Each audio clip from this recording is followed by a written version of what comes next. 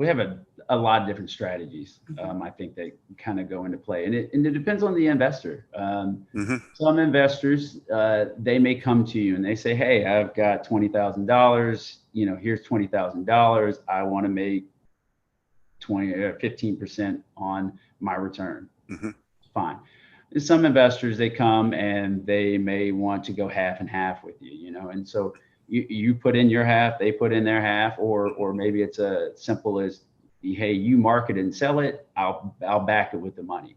So there's just different ways that we structure deals sometimes, and with the different investors that we have, we try to make it fit according to that investor and what they feel comfortable with. I mean, everybody's got a different feel with what they want to do with their money.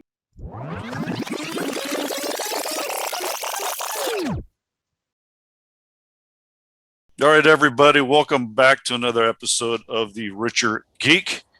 We are all glad to welcome Landon and Teria Harris. How you guys doing? Doing well. Great, thank you. You're well, yeah. And you're owners of Creekside Developments, and you are future land barons. Is that right? That is the goal. That's the goal. Let's start from the beginning. It's kind of fun. I was reading your bio. You started you did some homes and things like that, and you're like going, nah, So give us a story that's going to probably make me chuckle, because I've probably done it and been there and done that. How'd you get started? Yeah, so we started in residential real estate. I mean, just like everybody else, we had rented houses and having tenants and dealing with the tenants and the headaches of having a tenant, and they call you in the middle of the night, toilet's busted and you need to get over there and fix it, or pipes are busted, and all the headaches that go with it. I mean, a million stories out there. And it started to transition for us a little bit, and we were looking to kind of switch out of rentals and move more into flipping homes. And so we started flipping homes, and we got into flipping homes and did a few deals and realized that, the capital that you have to come up with and some of the headaches you have to deal with contractors and getting everything together, permits and everything. It was a big headache. Yeah. Everybody, I always tease that everybody watches HGTV too much. Yeah. And man, what they can do in an hour episode is just amazing, right? None of that is based on reality. And, to me, the fix and flip is probably the riskiest business that you can go to in real estate, because it's 100% speculation. Most of the time when you're starting out, you're going to do fix and flips because that's what TV tells you to do. Well, how are you going to come up with the capital? Hard money, Yeah. At what percent interest, and then you hope that after you buy the house, put in all the money, you can sell it. Well, the percentages of what you get in the amount of time, man, that's a big hassle, for just that much money. Yeah. So I agree with you. It's you hear that, listeners? Don't pay attention to HGTV. It doesn't work. The only thing it's good is that it gets people into real estate. Now, tell me about what got you started in real estate. What were you doing beforehand, and then all of a sudden it's like going, hey, I want to get into real estate. What was that moment for you? I think we both, so Landon's family owned a lot of real estate from his grandparents, his mom. They owned a lot of real estate. My grandparents owned a lot of real estate in California. So it was almost innate for us. We grew up around real estate. My grandparents owned apartment buildings and things like that. So we were familiar with it. I ended up getting my real estate license in Georgia and thought, this would be cool. And so when we got married, we were like, we both love real estate. Let's just, continue. Although we both had, day jobs as well. Right. We still kind of did that on the side. And our goal was, we know we wouldn't make enough money to live the way we wanted to live just off our day jobs. So it was more from a supplemental and, putting away money for a great retirement for us. It's kind of how we started. Right. Yeah. And I think that is, our listeners that are going to be listening to this podcast, they can really relate to that. It's, do I want to keep working for somebody? Yeah. That's the big thing. And, my personality is like, unless I'm the boss, and I think a lot of people that way, are that way. And whether it's general partners like you, the person that actually does it, or your investors who are passive, I think everyone's working towards that end goal, to where they can eventually retire, or replace their income. And instead of retiring, you're switching into being your own boss. Correct. Which is the best thing, right? Because then you don't have to retire, Right? Because then you can just get people working for you, and they can be 80 years old and just get money from the real estate. That's our goal. Exactly. So you did, some single family. You did the tenants, and some fix and flips, and then you went into land. Is that? Yeah. So no tenants with the land. Was that why you did it? Yeah, we jumped into we heard a podcast and like everybody else, and we just started listening, and heard this great podcast from a guy and talking about land and flipping land, and it was like, that's interesting. So looked into it a little deeper, and we got involved into learning how to do it, and it was the amount of capital that you had to come with was so much less, much less. And then the percentages were so much greater. I mean, you're 4Xing your money. So it made a simple plan and an easy way to do it. So we jumped right in, and we've been doing this for a few years now, and it's just growing and going through the roof for us. So, and what are some of the benefits of land over other types of? You mentioned easier to get into as far as capital. Right. Yeah. The one big thing that you don't have to deal with, you don't deal with any tenants. I mean, it's raw land. There is nothing on it. And, we have, we basically finance the properties for our buyers, and it's on an automated note service. And so basically it's like if someone's buying a car, you pay on it until you pay it off, and then you get the deed or the car note, and you own the title. So basically we do the same thing with land. So you pay off the property, and then at the end of it, you get the deed. Are you buying off of MLSs? Or are you buying notes? Or are you buying distressed? What kind of land are you buying? So we buy just raw vacant land directly from the owners. So we send out mailers, campaigns. We make offers to purchase their property. They respond back. We do our due diligence on the back end. Send them over a deed, they sign it, we cut them a check, we own the property.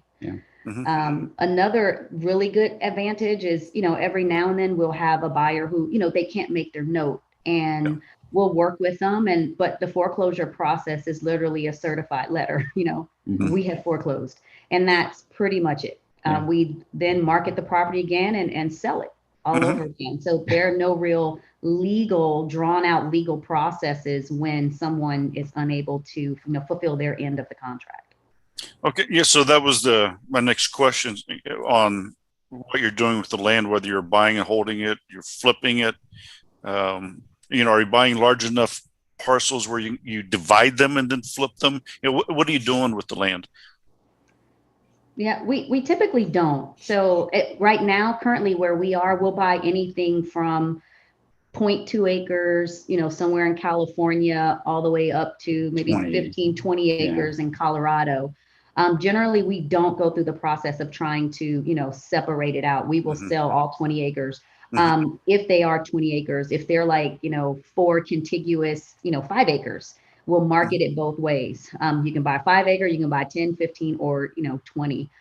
But we buy it as is and we sell it as is. We typically don't do any improvements to it. We don't you don't even see the land. So buy it and then we turn around and sell it. We have some who want to pay cash for it, which is fine. But I'd say about 90% of our buyers, we finance. Right. And all of our titles are clean and clear. So as we sell it, the ultimate owner ends up with a clean, clear property that they're able to build or camp or do whatever they want to do on it. It becomes theirs. Yeah. So it's nice you're going nationwide. If you see anything in Arizona, let me know. Well, there's plenty out there. There's a lot. well, yeah, there's a lot of land. There is a lot of land. There's a lot of available land we could tell you about for sure. Yeah, but there has to be a road. There has to be. Yeah. I mean, there's a lot of desert. Picky. Okay, you're picky. I am picky. It's hard if you don't have contacts. It's hard to get land if you don't know how to find the land. If I needed 10 acres to build a storage facility or another hotel or something like that. Well, I can't look around Phoenix and Scottsdale because it's going to be $1 million an acre. It's going to be, very expensive. But along along the different highways and things like that, in between the cities. So, for all of our listeners, if you're looking for land, they have some inns. They can probably find ways. So yes, if you find something like that, let me know. Now, this is what's interesting because you're one of the few wives, husbands, don't kill me.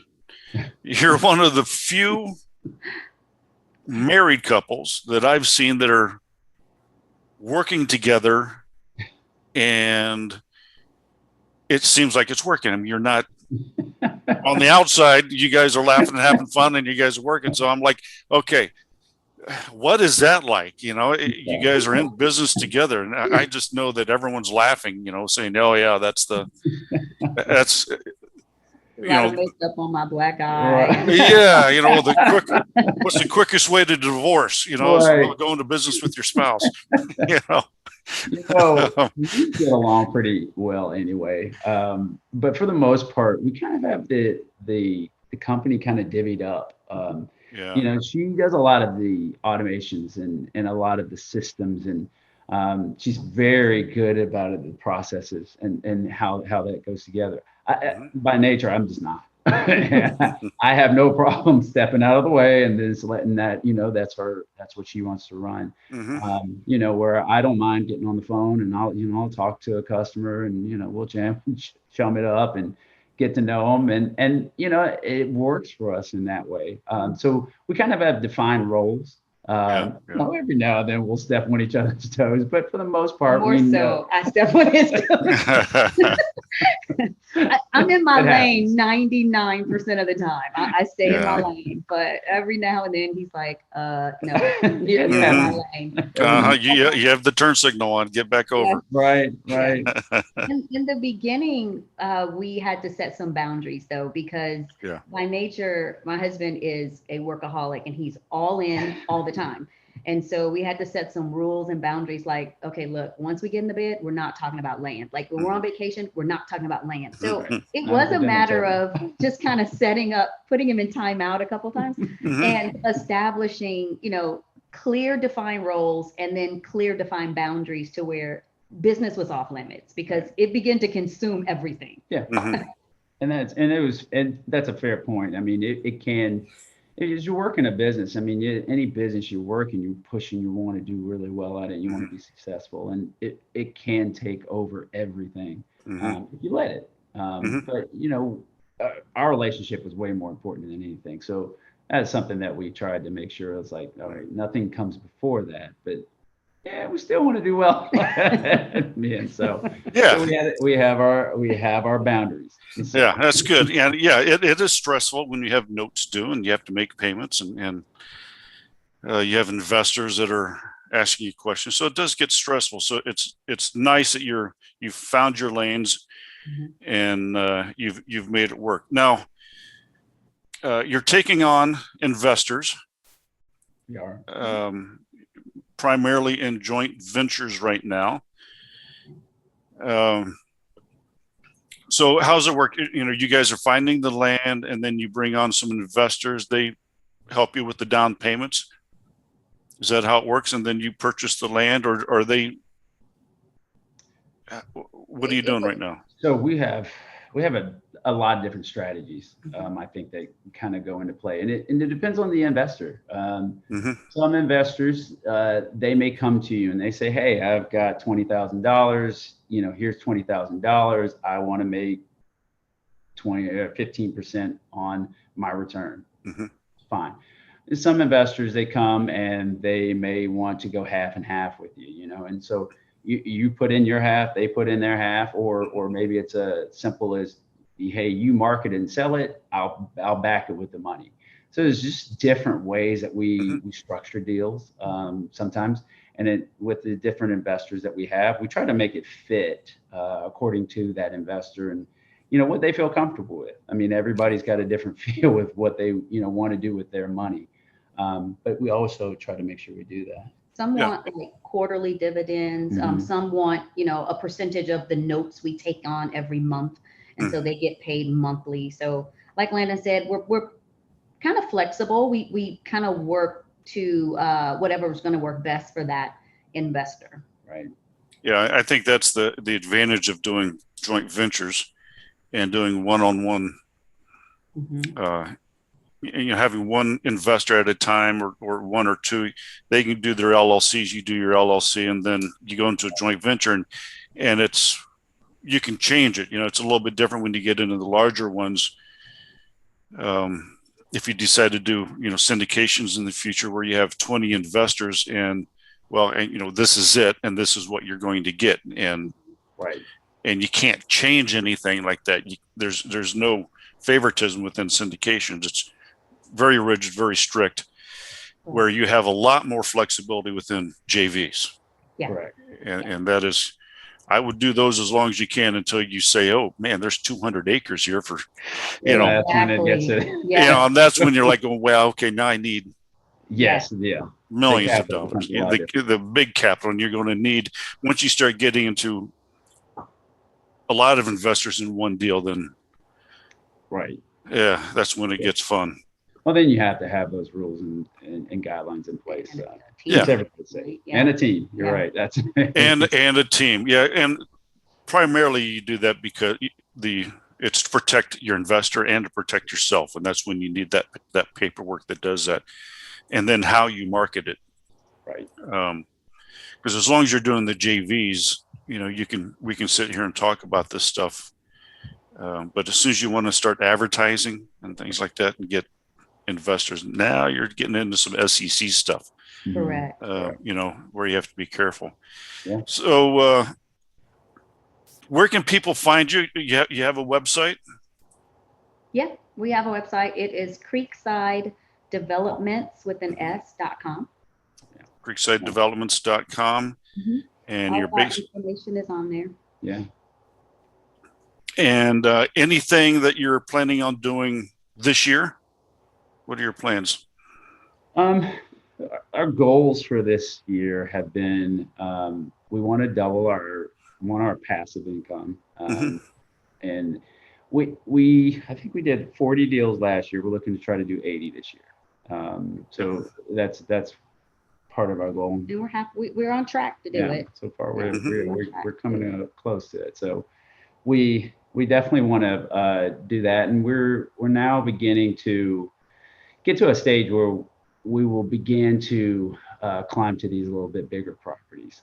That's kind of our next step, is to elevate up a little bit, grab some bigger properties, sell them for a whole lot more. So that's Perfect. the game. Add a few more people to our team. I think currently we have about eight people Mm-hmm. on our team now. So we want to kind of grow that. So right now we might work maybe an hour, if that, a day on the business, and we have a team that kind of does all of the other things for us. So we want to scale that back. Yeah. Break it down to 15 minutes maybe if necessary. We'd That'd like be to- nice. Yeah, exactly. We can work an hour a week and vacation the rest. We're happy. That is the goal. That I'm not there yet. I work too much. Fun, but well, guys, it's been a pleasure. I thank you for coming on. Now, listen, everybody, it is creeksidedevelopments.com. That's how you can go. You learn about these two future land barons, and if you're interested in doing any joint ventures, here's the thing: it's not like getting into hotels or multifamily or large portfolios of homes. It doesn't take a lot of money to start investing, and you can see some really good returns. And I guarantee you the returns. I should never say guarantee. That'll get me in trouble. The returns should be a lot more than the 0.08% that you're getting in your savings account where your cash is right now. Absolutely. So, guys, I thank you so much for coming on, and have a wonderful afternoon. Our pleasure. Thank you. All right. Take care.